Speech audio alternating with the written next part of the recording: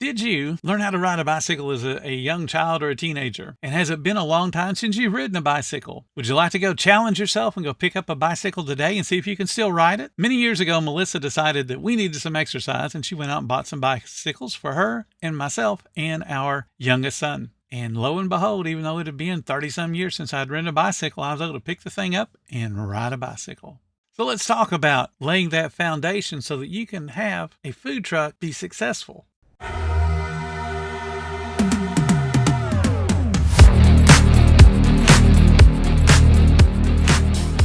Welcome to the 10-Minute Food Truck Training Podcast. My name is Bill Moore. I am a food truck business coach, author of 5 food truck vending books, including Food Truck 101 and Food Truck 201. This podcast is all about helping you start and grow your food truck business.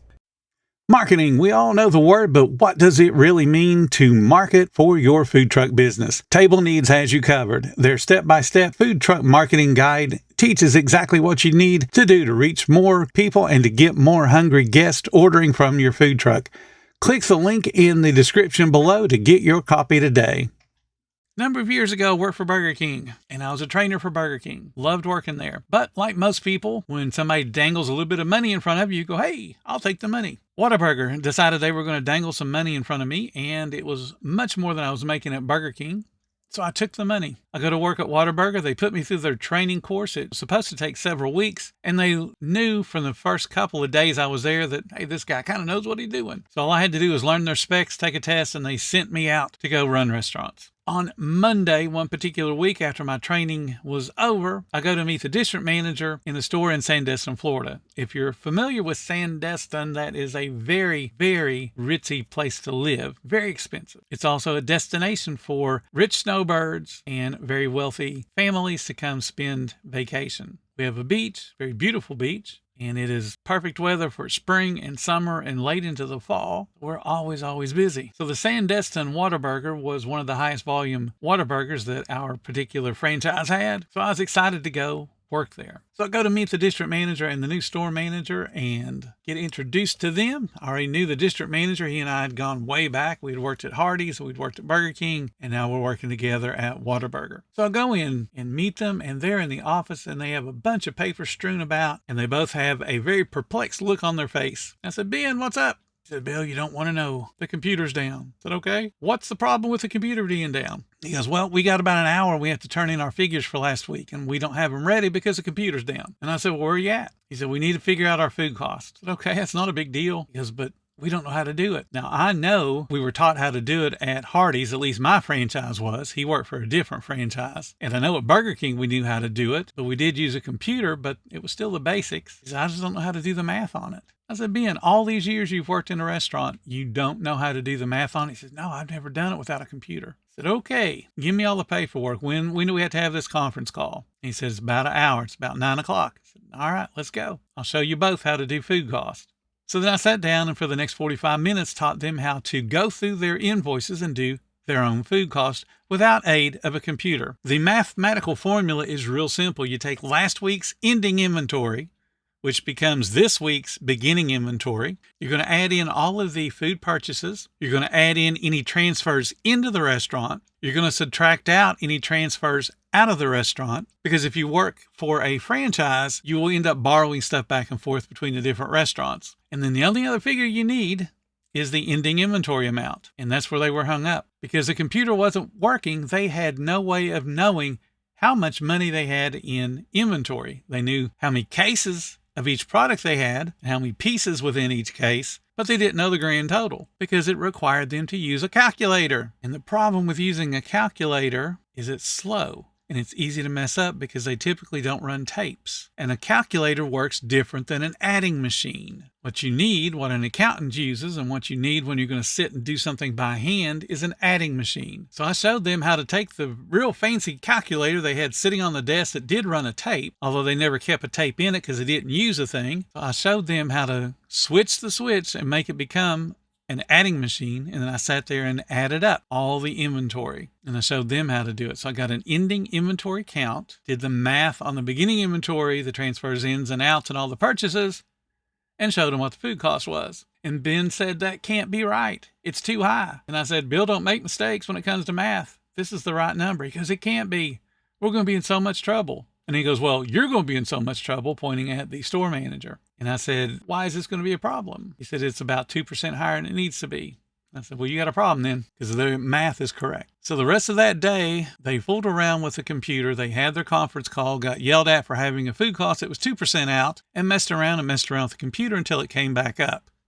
And then they input in their ending inventory, and guess what? Lo and behold, the number that I hand calculated was exactly the number the computer spit out for their food cost. They were out 2%. But because the computer now made it official, they decided to take it serious and go back and recount and look at what was wrong with either their count or the way they're doing their produce or the way that they're prepping or the portions. Something was wrong.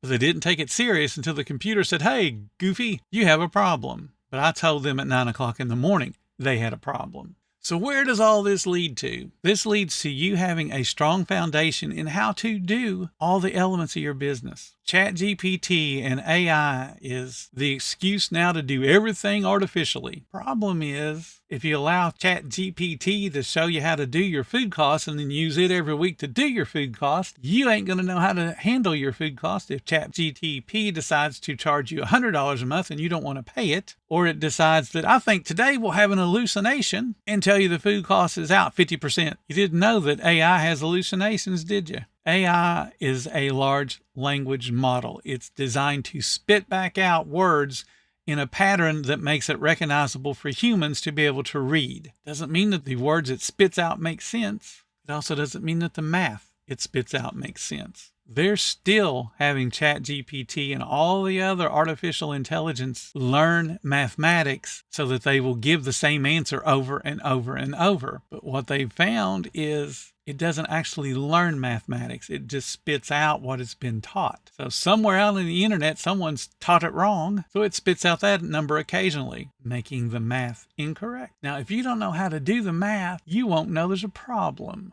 It could tell you 5 weeks in a row that you're running an awesome food cost, but you're not going to notice that because you're spending more and more money. And you're going to go, but the food cost is great. I don't know what the problem is. And the first thing I'm going to say is, are you doing the inventory or is someone else? Are you the one doing the math or is someone else? Doesn't have to be ChatGPT. It could be an accountant. If someone else is doing the math for you and your bank account doesn't say profitability, but what they're telling you says profitability, there's a problem. That's where embezzlement starts. If you don't understand the math behind your business, you will be ripped off at some point. The second that you turn over check signing power to an accountant or a bookkeeper for them to pay an invoice, they can skim off the top if you don't understand the math behind your own business. Now, ChatGPT is not going to write a fake check, but it could tell you that your food cost is awesome, that your payroll is fantastic. And until your bank account says, you won't notice.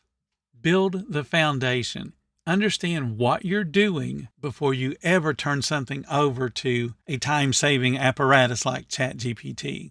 People say, put in all your information and let it spit out your business plan. Well, guess what? ChatGPT is not going to be cooking burgers, is it? It's not going to be running a food truck. You are.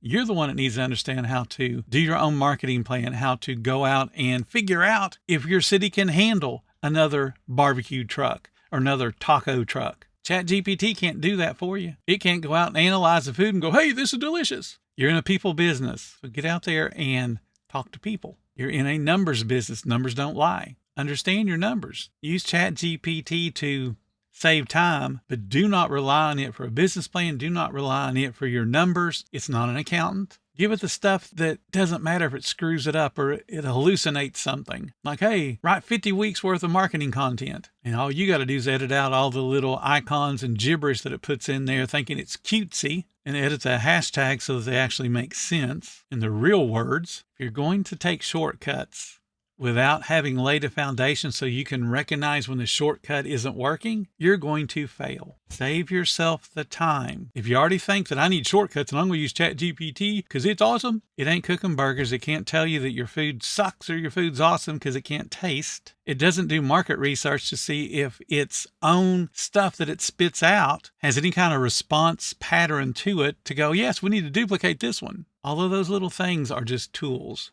that ChatGPT can do. Basically, ChatGPT is a mechanized hammer, an air hammer. It can pound those nails in super quick, but unless the operator knows how to use the machine properly, and then also knows to double check the result, all of those nails going into those studs may not be hitting anything. And then when the plywood falls off, whose fault is it? It's going to be the operator, the person who was standing there when the thing was functioning. When your business fails, whose fault's it going to be? Can't blame ChatGPT. Can't say, well, this marketing program it came up with sucks. Nope. You chose to do it. Accept responsibility, lay your own foundation, and learn this job. Then take all the shortcuts you want. Otherwise, you'll end up being like my friend Ben and the manager at Whataburger, who are sitting there staring at a pile of papers and didn't know what to do with it. If you get so bound by technology, you won't be able to run your business. Because this is a food business, and it's a people business. It's not a technology business. So quit hiding behind technology. Get out there and do the job, learn the job, and become successful. Thank you so much for listening to the 10-Minute Food Truck Training Podcast. If you're finding all the information helpful to your food truck business, please become a monthly supporter of the podcast. Just hit the support button or follow the link in the description. Every little bit does help keep us going. Join our Facebook group. It's called Food Truck Training. We have a whole bunch of awesome members at all different levels, from brand new beginners to decades-old veterans. They've all got your back when it comes to helping you with your food truck. And again, thank you for listening. Come back tomorrow, because I got plenty more to say when it comes to helping you and your food truck business grow.